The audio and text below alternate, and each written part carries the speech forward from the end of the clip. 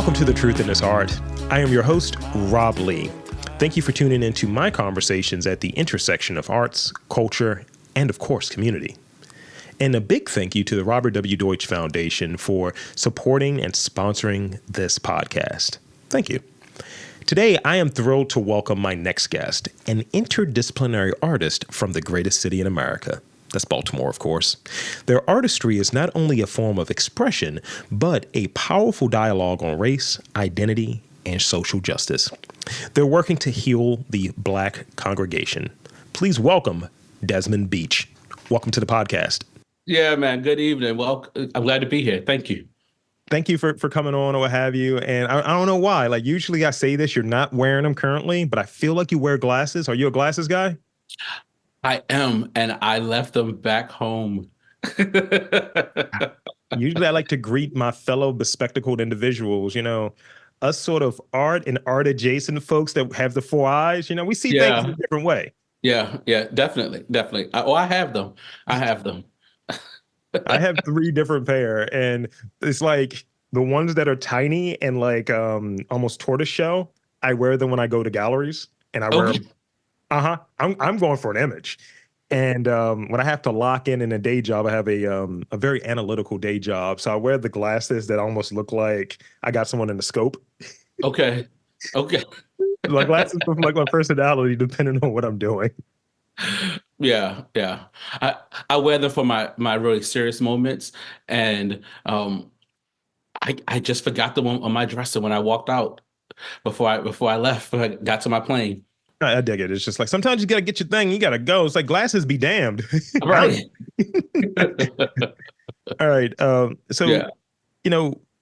thank you again for coming on and making the time. It's always like a privilege to, and I say this all the time. It's always a privilege to speak with people who are very talented, so I can glean just a little bit of the talent off of you all. So thank you for that. Thank you for allowing me to be a talent vampire. And before we get too deep into the conversation, we've talked a little bit here. I want to give you the space and the opportunity to introduce yourself in your own words. I find often, you get online, you find these different artist statements and bios. Sometimes they're out of date. Sometimes they don't really get to the heart of who the person is. So I want to give you that space to introduce yourself. Tell us a little bit about yourself and your creative work. Yeah. Well, I always have to start by saying I am from the greatest city in America, and that city is Baltimore. I am from the great city of Baltimore. But I currently live right now in New York City. I'm a practicing artist, and my work is really centered around bringing healing to the Black community. I like to call it the Black congregation because I grew up in the church. And so a lot of language I use is like churchy language or language that I grew up around. And so the Black congregation is what I call all of us Black people, the work is really, I got to be an artist because it's the language I feel most comfortable in. It's the way that I can articulate my perspective and my point of view like no other. And so I'm just this little Black boy from Baltimore that's now living in New York, making work about healing Black people and bringing a sense of purpose and joy to the community. Yeah. So I'm, middle son of 3 boys, really influenced by living in Baltimore. Baltimore is like in my DNA, it's who I am, it's how I see the world. And I would have no other way. Baltimore made me, Baltimore proud. I love that. I love it. I'm in that middle spot. So when I saw that, I was just like, you get it. It's like that thing of like, you're not getting all the attention as the youngest, but then like the oldest, it's just like, all right, cool. I guess I'm just going to sit here. Yeah. I would do my own thing, make my own path, my own way. Yeah. 100%. Yeah. So I'm reading and correct me if I'm wrong here. I see like multiple areas that you're working. I see sculpture, I see painting. It's this whole sort of interdisciplinary and like multidisciplinary like sort of flavor here. So can you, speak on that and give us a little peek into like your process, perhaps what you're currently working on, what you most recently worked on? Yeah, well, the reason that is because there's not just one medium that I feel serves the right purpose to like, articulate my point of view at times, right? And so there might be moments of performance where I have to like enter into a space and make that space holy and sanctify it in order to receive the ancestor spirits, right? Tying back to like my upbringing in church, right? And so, or maybe there are times I have to do a drawing, I have to do a painting, I have to make a sculpture. It really is based on what I'm trying to convey to people and what medium I think best serves that. So in undergrad, like I was a general fine arts major at Micah. And so I took tons of classes in sculpture, in fiber arts, and drawing and painting. And so those are the mediums I feel most comfortable in articulating my point of view. But for grad school, I was a sculpture major. I went to a graduate sculpture program. And so this idea of making objects that sit in space and take up space, or even creating installations, feels like second nature to me, right? And for me, this is not the case for all artists, but for me, I find it limiting if I only operated in one medium. If I only was someone who did fiber-based work, if I was only someone who did photography, honestly, that would make me a little bored. I would get bored with the idea of working the same medium over and over again. But I think that sometimes certain messages, certain ideas, certain things come across stronger, Yeah. depending on the medium that they're in, right? So for a while, I was doing a lot of work about honoring Black people in death. Like growing up in Baltimore, there was a lot of, and I hate to even say this because it is such a stereotype about Baltimore that it's such a violent place. But growing up as a teenager, I had friends who were like killed, was at the hands of other people or by the hands of the police. And so I was making all this work that was trying to address the hurt and the mourning that was happening. So I was making these sculptures of these figures that were laying on the ground in this rest-like state, right? And so could that have been a drawing or painting? Yes, but I felt it was more poignant. It was more immediate to have it be a sculpture, to actually see the physicality of somebody's body like on the ground.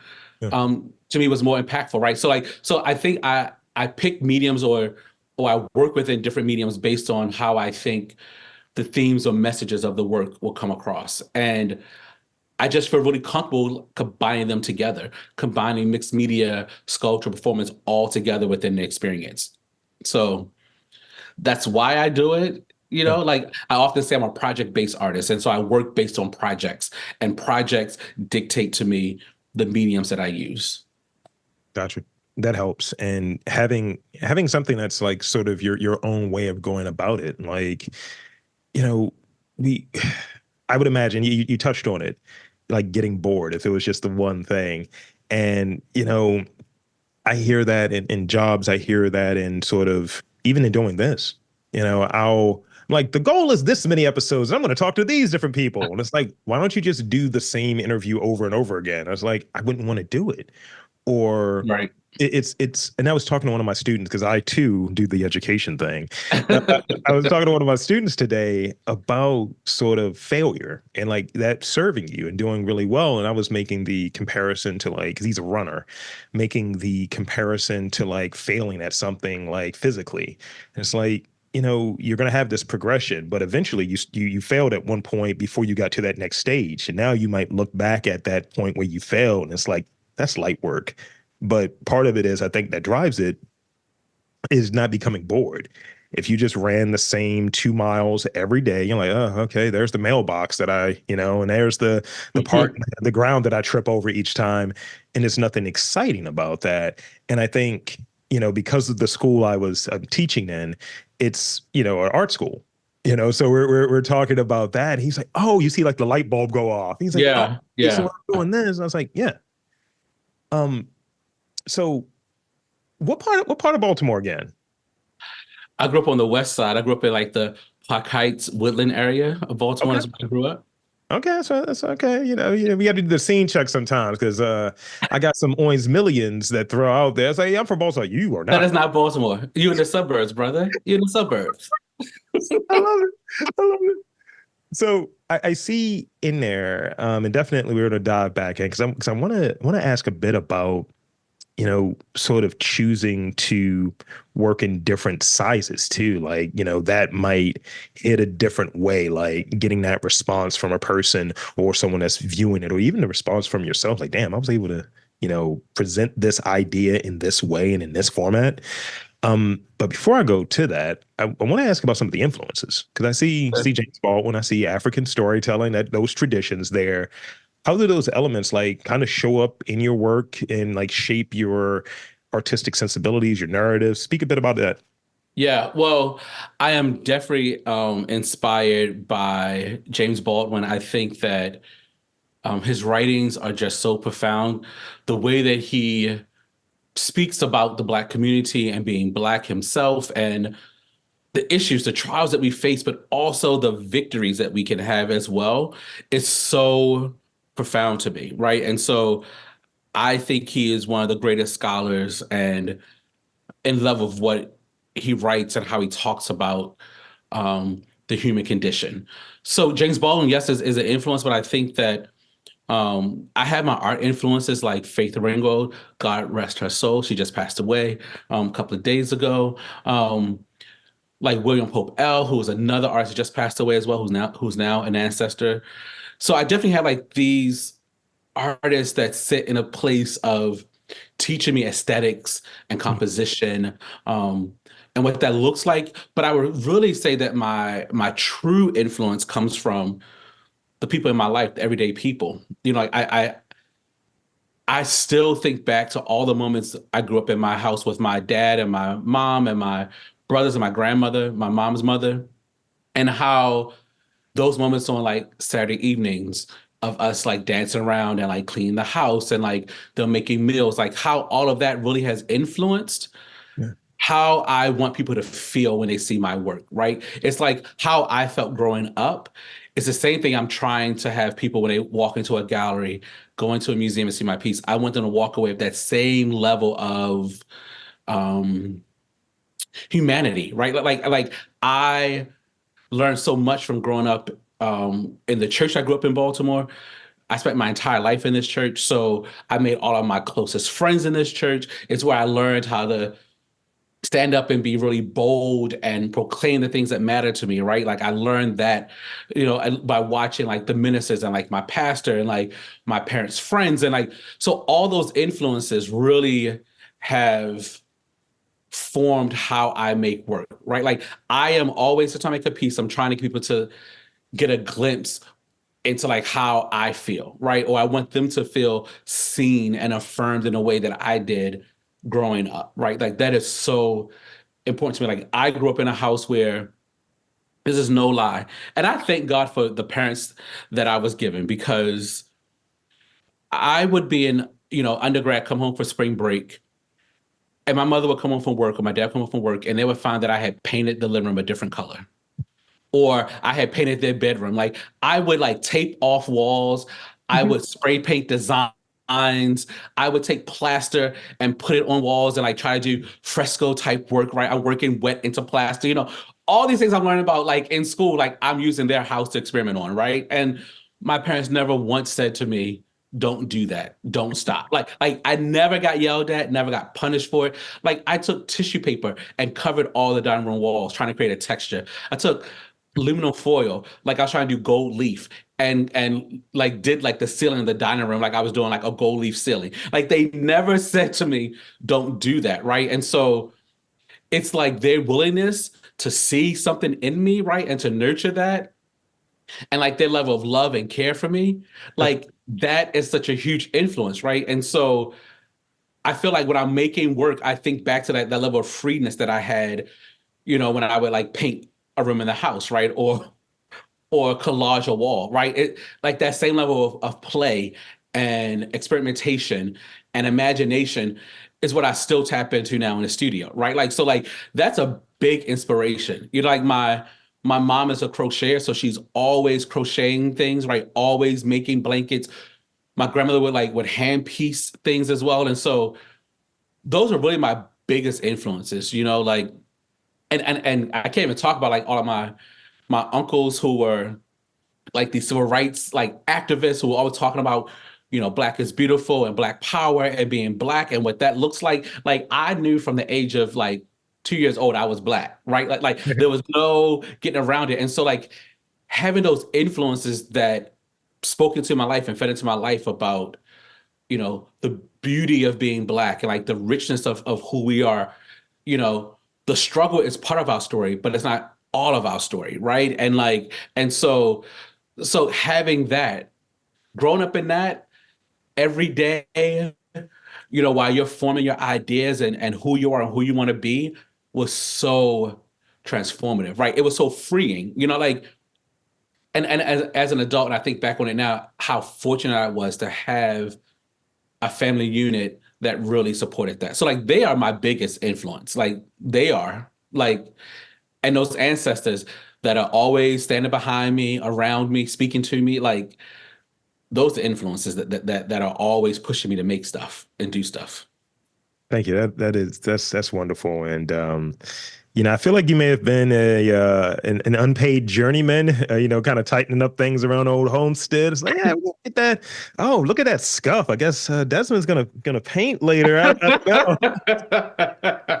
Yeah, it is great when you're able to do that. And I can touch on this before moving into this next question, that where I relate, where as part of that middle child thing, it's like you're almost left to your own devices. It's like, you're fine. You're probably a decent student. All of the stuff I'm just projecting, maybe, but probably a decent student. All of that different stuff. But it's just like, oh, you're interested in something, cool. I don't have the time for you, but I support you.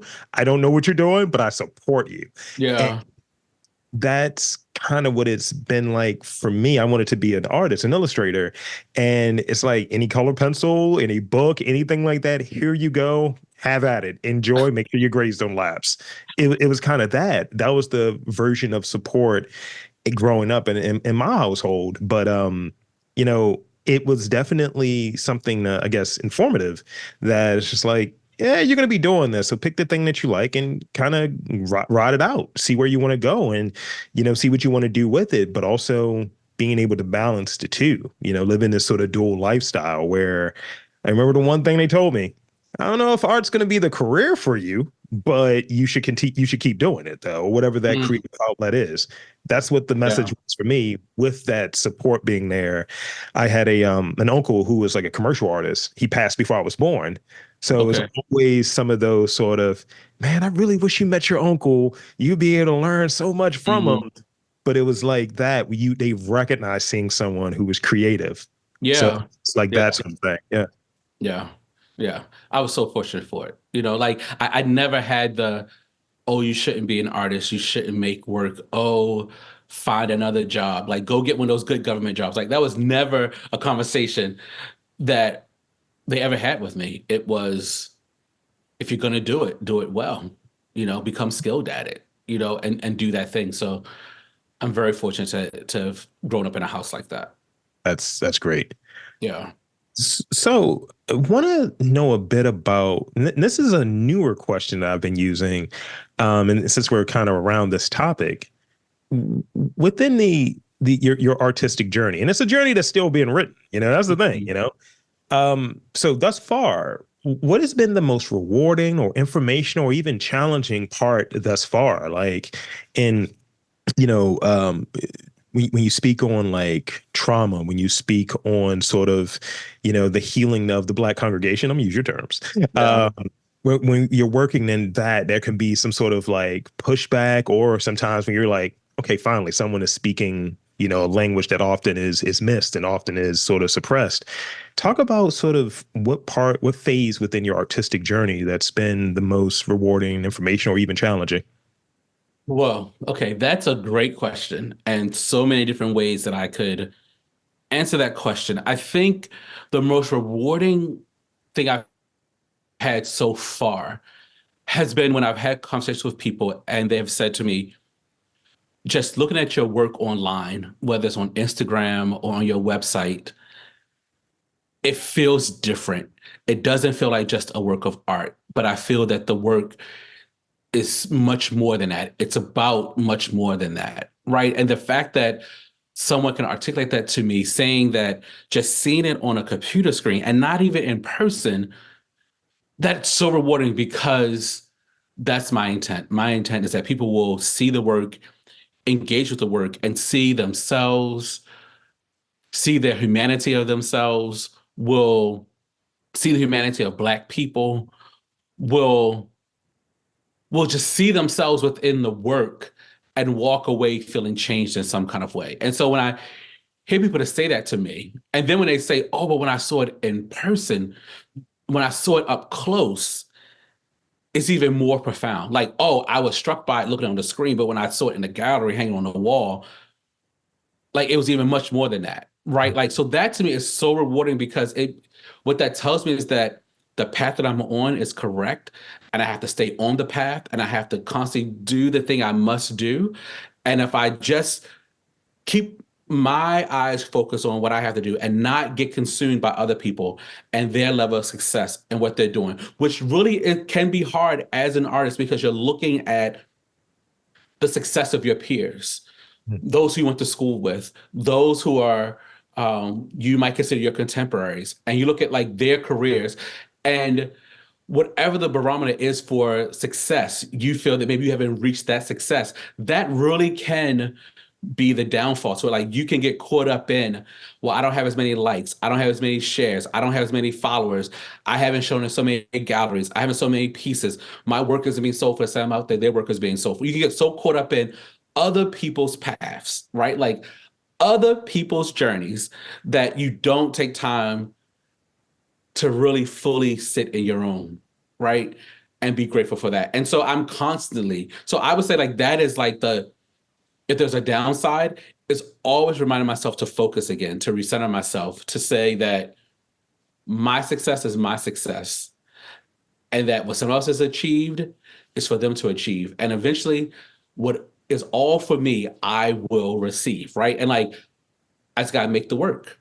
I just gotta make the work and it will come. So I would say like if there was a downside, it is not being distracted or being so hard on yourself because you see other people achieving what you want to one day achieve, right? Like it just means that it's not your moment yet, right? But like you have to constantly be prepared for it, right? So I have to constantly keep working. I have to constantly stay in the studio. I have to be ready for when it comes. So when the opportunity comes, I can take full advantage of it, right? And so that's part of it. Um, were there like some hiccups along the way? Yes, where like you feel people don't see the value in your work, right? Or don't respect the work that you're making or see the need for it, right? If I think back to being in grad school, there were moments with some of my colleagues in grad school that, and I'm just gonna say it point blank, were racist at times, right? With like their language, behavior, right? Where you have to fight against that, right? Like, so here I am in a predominantly white institution making work. The program is predominantly white. I'm making work around the Black experience, Black trauma, and the feedback that I receive isn't helpful, right? It's destructive, which I guess looking back at it now, was the fuel to keep making the work, right? Like, because you're just giving me more reasons why we have to do the work, why I have to do the work, right? And so that I think is also like another downside to it, right? When you're working in an area that's rooted in identity, that's rooted in race, rooted in racialized trauma, not everyone is going to receive it in the way that you hope that they would. And some are going to be convicted by it. And because they're convicted by it, they don't know how to respond to it. And so they respond in a negative way as well, right? Because it taps into that thing that they didn't know that was sitting inside of them. Yeah. Right. And like it brings it up. And now here we are having to negotiate that. We have to have this dialogue, this conversation, which I appreciate because I often say that my work, I want us to have conversations about it. I want you to walk out with questions. I want you to walk out and have that conversation with the person you came with or with someone in the gallery about the work, right? Like, because we got to talk about this stuff, right? We got to bring it up to the surface, talk about it, let's begin to work through it, because if we don't, we will constantly just keep repeating the behavior over again. And so um that for me, I might have considered a challenge when I was younger within my practice, but now I see it as just part of the necessity of the work that I do now, right? Like this hard work that I'm doing is rooted towards Black people, but it's also for other people as well, right? And how they engage with the work. And I would have said in the beginning that I was making work to teach white people about their humanity, to show them how brutal they were or are to Black people and to Black bodies.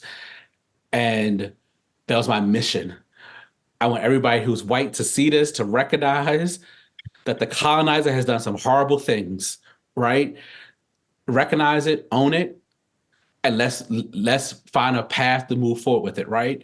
And so, but now the shift has been, I did that for a while, for a very long time, which is also very tasking on one's, mental well-being, my spirit, my soul, all of that, always constantly being in that state of arousal, of always being on the defense, always having to be ready to like respond to the comments, respond to the, well, I disagree. That's not every white person. That's not, I'm like, see, that's, we know you're already defensive already because you said that's not everybody. Did I say that? Is that piece saying that? That means just showing you what has happened. I'm just telling you history, right?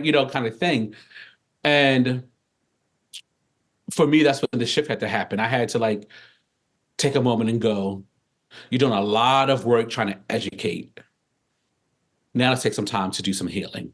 Right. And so I know that wasn't part of the question, like how I made all the transition around it. Right. It was about the success, but also like the trials or troubles that come with it, like the tribulations in making the work. Um, but for me, it's like so intertwined together that like it isn't easy for me just to say, oh, this is a struggle. Oh, this is something that's hard. Because with the struggle comes forth new work, right? Like it's about that as well. So. No, no, no. That was great. And the other thing, I never complain when someone makes my job easier because you've answered like one other question in there. And even in it, it's the, informational piece as well. Like, learning that as you kind of closed off on. It's like, yeah, I gotta shift this. This is a lot. This is taxing on me in this way. And as I was, kind of touching on a bit there, covering some of these heavier topics, especially being someone that is, Black person, what have you. And I would imagine there are real life situations that show up in your work or at least influence your work. That's like, damn, that was one of my friends, or that was a person I really admired, never really met, or what have you. Those things are there. That trauma thing for people that look like us, I find really it's a profound sort of connection when you, at least when I guess I don't want to speak for anyone else, when I see some of the stuff we've seen over the last, say 5 years, pretty much since this podcast started, right? And Mm, being on social media much more and seeing things that happen to Black bodies or what have you. Generally, I'm almost 40. I'm numb to a lot of things at this stage, but that's the one I can't quite get past. yeah. And being a large 6'4" Black guy, it's like a reality that I have to live with. I'm from Baltimore as well. I don't sound like it, but I have to live with that sort of thing as well, and have that belief, that consideration, that arousal, as you touched on, just in real life. So having someone that's covering that is get at least assuages some of that. It assuages some of those feelings. It's like, okay, I'm not the only one seeing this, or someone is Mm, actually talking about it, and maybe someone who goes to see your work or work similar is like, I get it. I get it to some degree, and I think that's why work like yours and your work obviously, but work like yours is very important because it's like discourse, conversation. No, we yeah. don't do that. So having work that is a invitation for such dialogues is so important, especially coming from one of these cities where, in doing this podcast, I do interviews here. I do DC, Philadelphia, New Orleans, and pretty much what interests me in these other cities, the base is here. I'm here. I'm from here.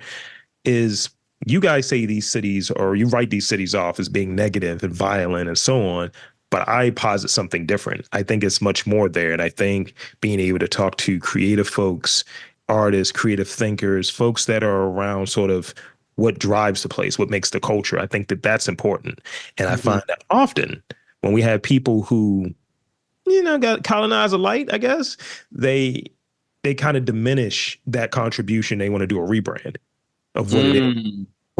Oh, so this is Baltimore. Some might say it's gritty. Some might say it's tough and vibrant and strong, and all of the other catchphrases that you spend too much money on for marketing. Yeah.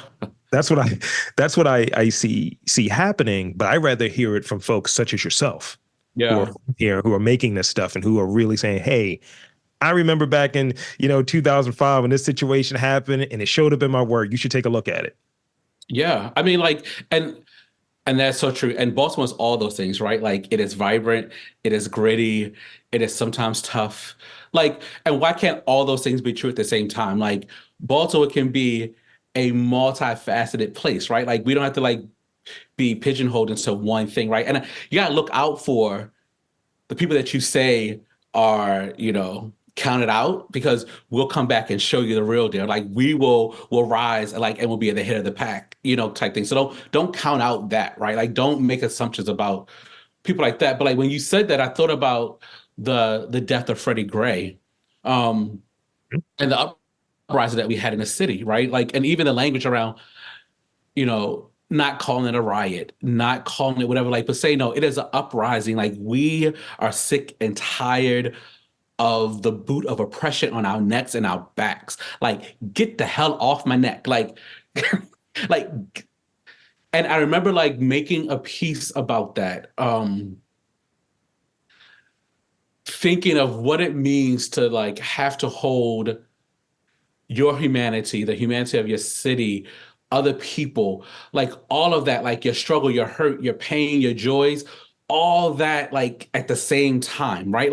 Like I'm sorry, Black people, we are a peculiar group of people because we have to endure so many things at so many times all at once, right? Like, and this idea that we can hold trauma and joy and pride and sorrow and loss like all together at the same time in the same moment is a real profound act to me, right? And so when you talk about like something like in the 2005, when I was like, oh, I thought about like Freddie Gray's like murder and how they took him for a ride, in the back of like the police van, right? And as a result of it, like he died. And thinking about how that could have been any one of my family members, church members, friends, I still think about that every day. Every time I leave my house, I think about the wrong kind of encounter. Mm-hmm.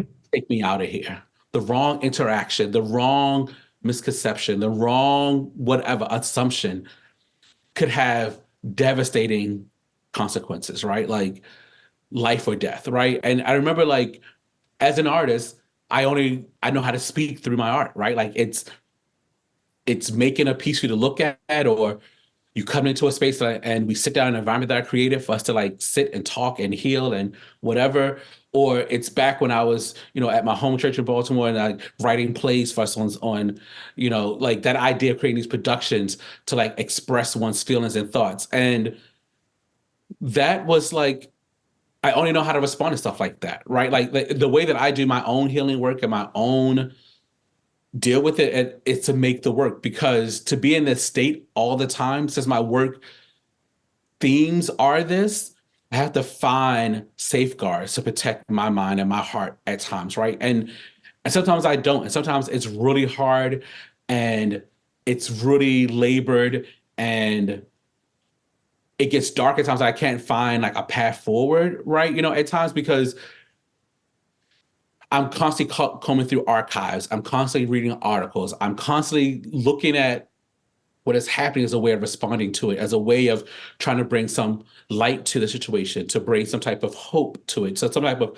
like healing to it. Like I've started going to sites of trauma for Black bodies, right? I started going to I've been to spaces in New York City, in DC, in North Carolina, where I do like these pouring out of libations at particular sites as trying to release that trauma and that energy and that pain from it to free us, right? Because I feel that that connects to all, right? It connects us all. Like I may not have known that somebody might have been murdered there or lynched there or whatever, but that trauma is released into our being as a Black congregation, right? And like, so I'm trying to go as many places as I can to release as much trauma as I can out of those spaces so we can all be free, right? Like I want us to be so free.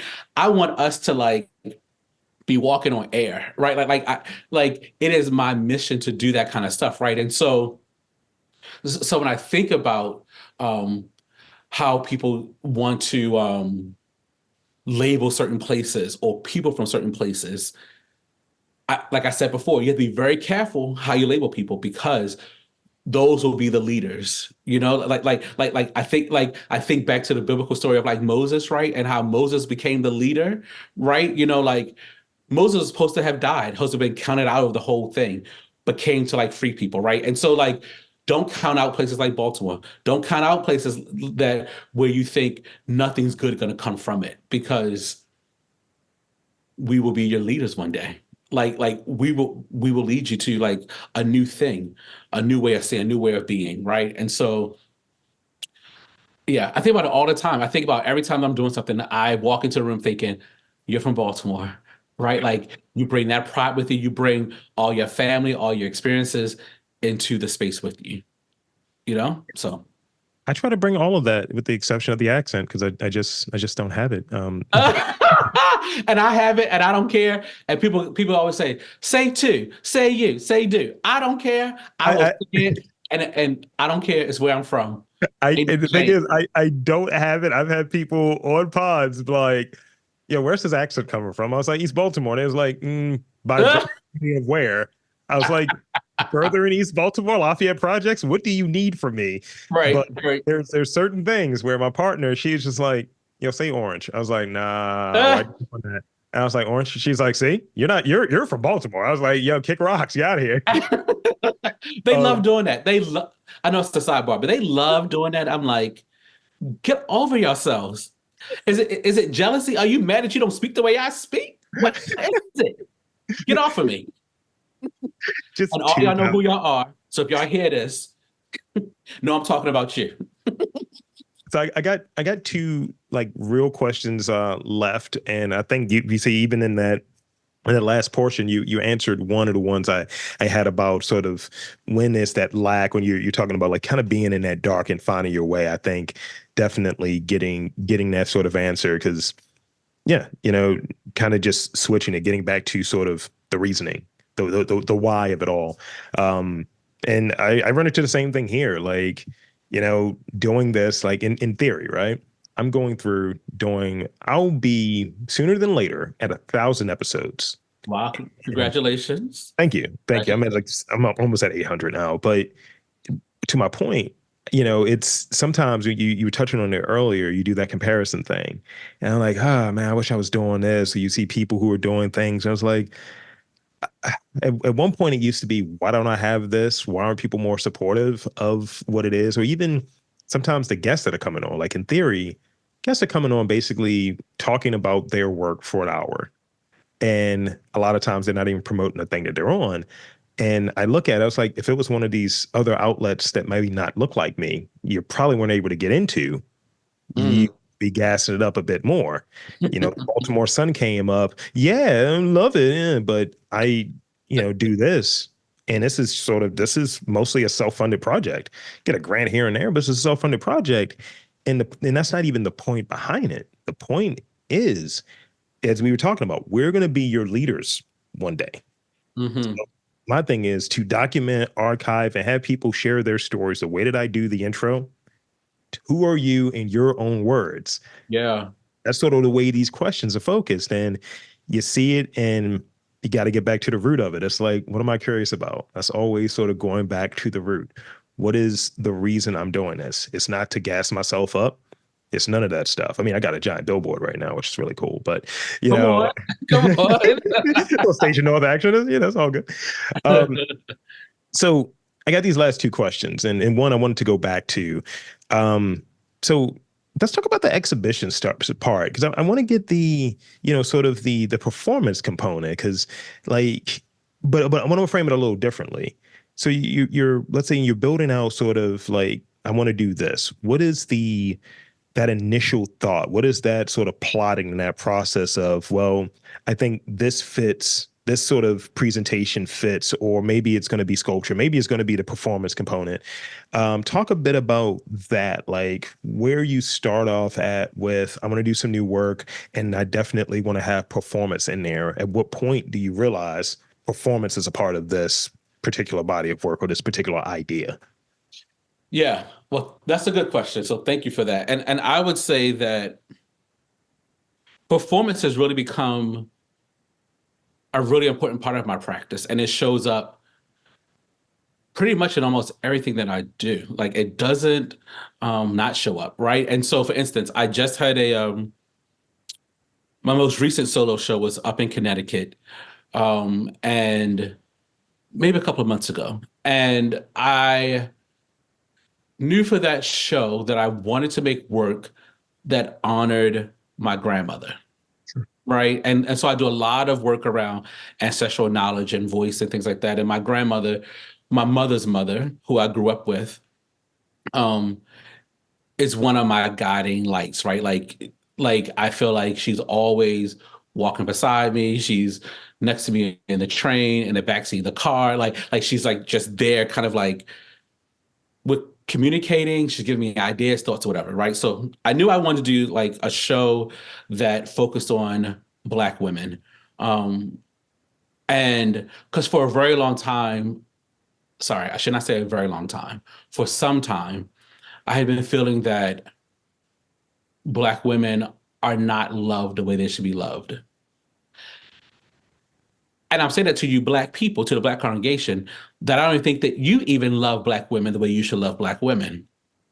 And and so I was having like that kind of heaviness of just like, does you gotta love on Black women. You gotta pour out into Black women. You gotta like show them how much you appreciate them. They know they're amazing. So you don't have to tell them they're amazing. Just show them how much you care for them, right? And so I did this show where I created maybe 9 portraits on tapestries, on these wall hangings that I do. And it was all trying to show different aspects of what I thought my grandmother was about. My grandmother did not have a portrait at all. Like you didn't see her likeness in the room at all. But the space was in an old Victorian house. And that felt like a very grandmother-like space to me, right? Like it was like deep wood floors, these beautiful brown archways and doorways and things like that. And so I wanted to create like my grandmother's like bedroom, right? Like I wanted to like have like her dresser with like all the lace doilies on top of it. And I wanted to have like the bowl of candy and like all that kind of stuff. And I built an altar to her, like in one of the windows. And she had this mink coat that she just loved. And I called my mom and said, "Mom, can I get grandma's coat? I'm going to come down. Can I get it?" She's like, "Sure." And I sat in the gallery and I just mended the collar of her mink coat because it had come apart. And I sat on a stool on this wooden box actually, and I just mended it with like thread and just sewed it together. And for me, that was like my communion with my grandmother in that space, right? It became like this holy act of me thinking about how I'm trying to mend the wounds of the Black congregation. Here I am mending her actual coat. And the reason about this mink coat, right? Like my grandmother was someone who went as far as 6th grade, in school, was a domestic worker in Baltimore. She took care of white children, cleaned their homes, but raised a family, put them through school. Such an accomplished woman, right? And this idea of this mink coat to me was like her example of like, look what I have achieved. Yes, my children are doing well, but I'm also able to acquire this level as well, right? And so the fact that I got to like sit in the gallery and mend it and sing to her and commune with her in that way created such a sacred moment, right? I mean, and when I get into that space, the people who are there, they kind of like fade like to the background. Like I don't even see them anymore until like I come out of it all. Like I get into like this real trance where like it's me and the ancestors or me and the Holy Spirit or whoever you want to call it, right? Like we're all just like having this great moment together. And so I thought about how sitting there mending her coat was another act of gratitude to her. Like I was thinking like, oh, grandma, thank you for your sacrifice. Thank you for the way that you took care of the family, for the lessons you taught us. Thank you for being an example to all of us of what resilience looks like and what it looks like to be proud and confident and strong. Right. And think about that. Like this woman who was born in the early 1900s, right? 50 years after slavery was abolished, was able to accomplish so much stuff, right? And I get to be in this moment. I get to bring your story forward to even more people. I get to talk about you in places that you never were allowed to be in or probably ever have access to, and I get to bring you with me, right? And so I think about performance. I use the term performance because it's what we would use in the art world, but it's more like blessings, it's more like these offerings or moments of healing, right? But I wouldn't say there's anything performative about it. Like I'm not walking with like kind of any kind of script in mind. Like I know I'm gonna mend the coat, and whatever happens in that moment is what happens, right? Like, and I couldn't tell you all the times what I've done. Like I have people come and video it or whatever, and like I'll go back and watch it and go, oh, I didn't know I did that. Oh, I did that. Oh, I said that. Oh, I sang that. Like, which is another part, right? This idea of like using my voice and singing is another way of me um invoking spirit into the space, right? And my way of saying, hey ancestors, I'm here. Will you come greet me? Will you come do something with me in this moment? Like, don't leave me out here by myself. I can't do it alone, kind of thing. And so it does become a real worship experience, and not worship like Christianity kind of worship, like religion kind of thing. Like it becomes this moment that is beyond just me, right? Like I feel like I, in some way, have kind of like I kind of fall to the background as well, right? And like the stage, the platform is given, to all of those laborers, to all those ancestors, to all those who endured. It's like I'm willing to like share this one with you. Like here, take front, stage, like have your moment, stand here in the light, like receive it, like all of that. So like even those kind of thoughts come in my head. I'm less like, oh, this stage is crowded today. Oh, this gallery is packed today. Like it ain't just y'all that's here. It's a whole lot of people here, kind of thing. So and that's something that I would say the idea of performance work has come up in maybe the past maybe 10 years, 10 to 8 years, right? It always was something that I always did. So I used to do it like in private. I would ask a gallery, can I come and do a thing before the show opens?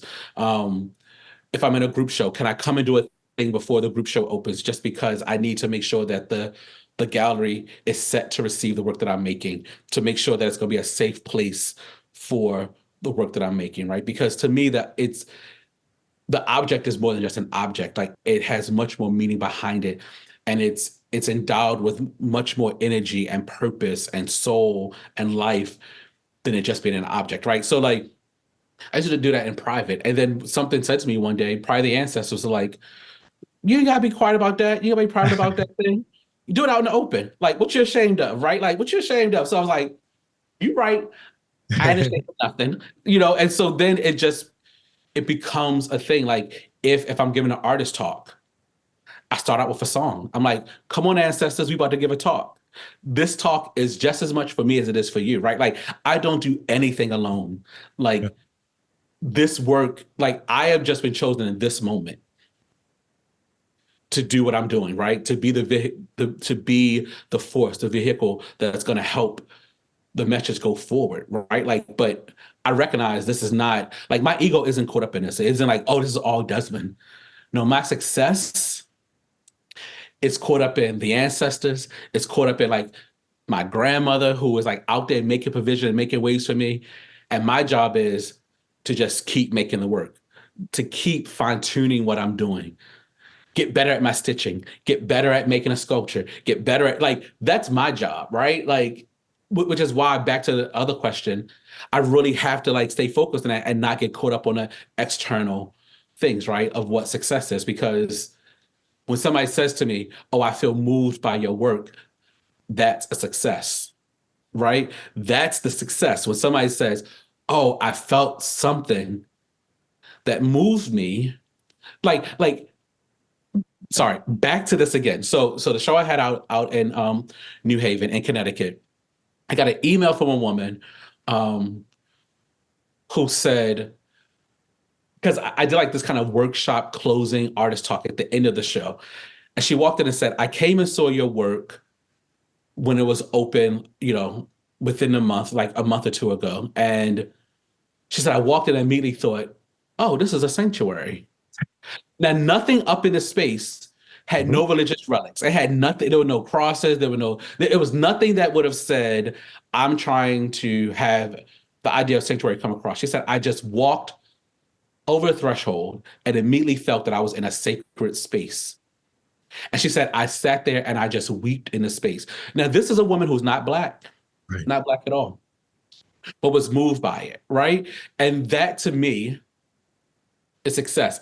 If I didn't sell any other work in the show, for her to say that that's success, right? Or like this, or an elder who came to me at the closing and said, I can't stay, but I brought you these gifts because I thought I had to give you something back for what you gave to us in the community. I mean, and I mean, when I say gifts, it was like she had gift bags. And I was like, I have never Your swag bag. ever experienced that before, right? But like here's this elder saying, I see you and Right. I see the work that you're doing, and I have to give back. I have to pour back into you, right? Like it's the way we would say in church, pour into the ministry, right? Like she was pouring back into me what I was doing, and like profound. So like those moments, those are the real sweet moments. Those are the moments that tell me that the work isn't just about me and that it's out of my hands, right? Like for somebody to say I wept being in the space, how did I couldn't do that, right? There were some other forces that came together to make that thing happen, you know? That is powerful stuff. That is wow. I don't even know if my last question. I'm gonna get rid of that last question because that's actually the way to close out on the real questions. That was no, it's great. And you know, when I do this, and I want to just chime in on this real quick before moving into these rapid fire questions. You know, you're out here. I'm adjacent to sort of the creative stuff, like struggling for an identity. I know how I feel about what I do, but folks will deem it this or deem it that. But my partner reminded me not too long ago, and it was very helpful. She's the one that hears all of the behind the Freddie Mercury aesthetic and the curtains and all of that. She's the one that hears all of the losses. It's like, man, I stink. I'm terrible at interviewing, all of these different things and the insecurities and all. And I just remember we were walking, and sometimes it's ambivalence, or sometimes it's indifference, right? And we were walking like in Station North, and it was a dude that was in his car. He's like, "Yo, is that truth in this art? Sup, bro? Love the show, man." Come on, come on. And I was like, "You're about to get to an accident, my bro." So it's that. So when some of these different outlets I may have mentioned earlier might choose someone else who isn't the real guy, like I present myself as, Mm, or whatever that might look like, the people, those are the ones that I'm doing it for. And I mm, and I and I struggle with saying it because it feels so hokey, but that's at the root of what it is. Like being accessible, but with quality, and not trying to waste someone's time. I like folks come on here, it's just like, give me the real. What's the yeah, real? Like, yeah. and that's the way that it goes. And having those things like people wanting you to win, or even, and I have to do it to close out on what we were talking about when we first started. When folks hit me up and they're like, "Yo, so it's really good, man. Really high quality stuff, man. You from LA or something, right? From New York?" I was like, "Not from East Baltimore, baby." Every time, every time. I don't front. I don't front. Right on. so, so with that, I want to move into these rapid fire questions, and as I tell people, do not overthink these. Oh boy. They're Okay. fun questions, but they're, Now they you they made me nervous. You made me nervous. they put you in a hot seat though. They put you in a hot seat. All Okay. right, I'm going to start off with one of the easier ones, maybe. I find like some of you artist types, like I don't really talking about myself. How do you get the word out about your work? You're going to say poorly. Well, yeah. I mean, like poorly. Like I posted to my Instagram page. That's it. That's what I did. Like, here's a new episode. All right, you should listen. Maybe I don't know. I'm like, I put out there. Now all y'all should go see it because it's gonna be great. Y'all should come to it. But hey, I'm not a full Instagram. time social media marketing person. It's Yeah, like yeah, I did the work. yeah. I'll make a post. I might make a reel, but I definitely will make a post and put it on my story. That's it. That's all I can do. When you're working, like when you're in the midst of it, right? You got to catch up on some stuff. We got deadlines. We have all these different things. Are you more of an early bird or night owl? Oh, night owl. I can work well into 5 o'clock in the morning, You but bug. have me get up at 5 o'clock in the morning to go to work. Mm-mm, mm-mm, It's mm-mm. a reset. I get up at 5 now. I'm sleep at 8:30. I feel washed. It's not No. great. Who are your favorite people to discuss art with? Notice how they get progressively more challenging. Okay. My favorite people. I'm gonna say they have to be my two closest friends from grad school, Ormond and Christina. We get on our FaceTime and we just talk about art and our lives, and it fills me in a way that no other conversations do. So Ormond and Christina, I love talking about art with them. Okay. I don't like that you're doing well at these. I'm going to go to the last one. This is a challenge because it's kind of a two-parter. It's a little bit, I'm cheating a little bit here. Uh, and I'm very curious about it. I watch a lot of travel shows before I go to sleep at 8:30 because I'm an old person. Um, what is your favorite New York bite and your favorite Baltimore bite? Like, if there's like, look, I need to get something that's quintessential, that's New York for your New York. You might be in one part or the other that it's like, yeah, we do a really good chopped cheese. We don't do the pastrami over here.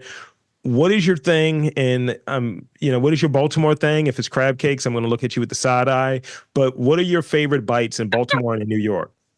Okay, well, I don't have an answer for you for New York because I don't want to say the truth, but I think that Baltimore has much better food than New York does. But I might be biased, and I struggle to find a place to eat. Now, people might come for me in the comments, and you know what? I'm sorry. I'm sorry. But if it was New York, thin slice, you really can't go wrong with that. Most people make a really nice thin slice. Okay. Okay. Now, you're talking about Baltimore now. Now Now you I'm just talking about a chicken box with salsa with ketchup, hot sauce, and a half and half. That is always gonna be when I want home. Or now this is not in Baltimore. It's in Baltimore County, but it's adjacent.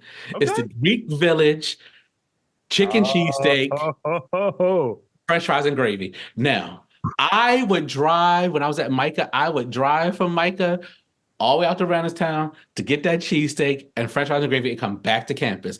I didn't care. And I would call them in the car because they late. I mean, they slow as hell in there. So you got to call them a good 30 minutes before you want to pick up your food. But those two things, that cheesesteak from Greek Village, French fries and gravy, and a chicken box. Man, let me tell you, I am still trying to chase and find a place like that right now where it's my go-to place. And I hear you. I Found hear it you. where I am right now, but that is Baltimore. Now, if you want to talk about some seafood stuff, ain't nothing better than going down to Monroe Street to the crab row, getting a bushel of crabs, and you at home You don't put some trash bags on the table and you sitting eating some crabs. Now that right there, now that's a good time. But we don't have no crabs all year round like that, right? So it's like, but a chicken box, I can get me a good old chicken box anytime, you know. So I got to comment. I'm a food guy, so I got to comment on this. One, well, I got to clarify. Thin slice, is it just cheese? Is it pepperoni? Like, what are we going with? I tend to go for either cheese or pepperoni. Yeah. Okay, Um, okay, you're on the same but page. I probably take pepperoni over the cheese though, because I want a little bit of meat on something. Yeah. And when it comes to that chicken box, right now, Yeah. this is almost political. Western fries, crinkle cut. What are the fries? What's the fry situation? Okay, I don't want Western fries. I mean, I can have Western fries, but I don't want Western fries.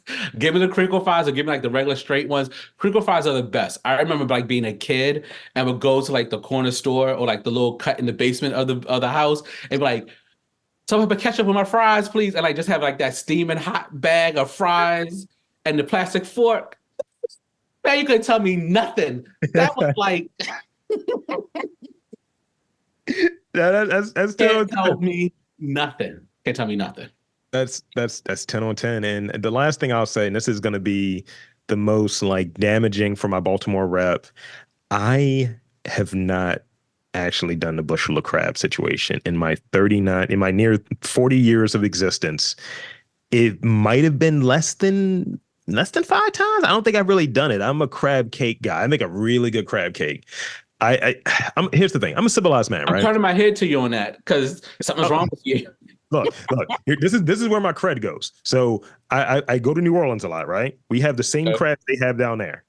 I got into a beef with someone in a New Orleans restaurant. I was like, ours is better. Y'all know how to make them down here. You're like, what? It's like they're ours. I was like, nah, you ain't doing it right. That's how I know you're from Baltimore because we ignorant like that. We will say that. It ain't that good. It's mid. Get it out of here. We will say that. Oh man, that was great. That was great. So thank you for indulging me in the rapid fire and in the full like conversation. And in these final moments, Desmond, I want to give you the space and the opportunity to tell the fine folks what do you got coming up? Social media, website, Instagram, all of that good stuff. The floor is yours. Okay, so I would say check out my Instagram, come follow me. Like that's the most up-to-date information you're gonna have of what I'm doing, right? Like I post it all the time there. So that's at Desmond Beach, just my name, Desmond Beach. You can find me. My website's the same thing, DesmondBeach.com. Pretty simple, right? Like ain't nothing fancy about it. It's just my name. Well, I shouldn't say just my name. It's my name. What do I have coming up next? I can't talk about it yet because it's not official yet, right? Within the art world, you can't say you got something coming up until all the T's have been crossed and I's have been dotted and the people you're working with are ready to announce it, right? So, but let's just say wink, wink. There might be a show coming up soon, sometime this summer, hopefully, right? But again, I shouldn't even said that because now it might not even happen. Not Jinxing because of wood. it. But yeah, so it's yeah, like I just had some shows end or whatever. And so now I'm in the studio just working and waiting for the next opportunity to come, which it will come, right? Just making the work. And then anything else I want to say, like I would say to those who are listening, particularly the Black congregation, y'all, it is so important for us to do our healing work. It is so important for us to recognize that there's generational trauma that sits in our bodies. It shows up in our behaviors and our attitudes and our moods, how we walk through space. And we got to take the time to heal it because we got babies coming behind us that need for us to do the work so they're not doing the same work. Right? Like let's take the heavy lift, right? Like let's do the work for them so they can live in a space and a life that isn't trauma informed, where they're not acting out of trauma in that. And another thing, yo, Baltimore, I love y'all. Thank you, Baltimore. Like y'all made me and are making me who I am. Um, And I love y'all. And everywhere I go, I take y'all with me. I don't care. Like, I was just saying to a friend yesterday that I was at a conference in California, and I said, I'm from Baltimore. I don't know where you're from. I'm from the greatest city. I'm from Baltimore. And this guy was like, well, I live in Be More. I said, see, you said Be More. That's how I know you're not from Baltimore, because you said Uh-huh. Be. And that ended our conversation. Like, we couldn't recover from it. I was like, I'm sorry, but like, we ignorant like that in Baltimore. We just ignorant. Whatever. But yeah, like I love it. And I think about every time I do something, I'm thinking, am I making Baltimore proud? Is my mama proud? Is Baltimore proud? Are the ancestors proud? I'm always thinking about that all the time. Yeah. And thank you for the opportunity to sit here and talk to you today, right? Like, and to share my thoughts and ideas and things that are important to me and my passions, and laughing and joking, right? Like, it's good to like connect, with people, right? And have a moment and all of that. So I appreciate that as well. And support this brother, y'all. Like, support this brother. He doing stuff, like, support him. Thank you. Share it, comment, like, show him some love. Appreciate you. It's enough out there for all of us. Absolutely. Now that's great, and I'm gonna close out right there. Thank you for the kind words, and this has been just wonderful. And there you have it, folks. I want to again thank the Never Alone, always with someone, whether it be Baltimore, whether it be the ancestors, never outnumbered. Thank you, Desmond Beach, for coming on to the podcast. And I'm Rob Lee, saying that there's art, culture, and community in and around your neck of the woods. You've just got to look for it.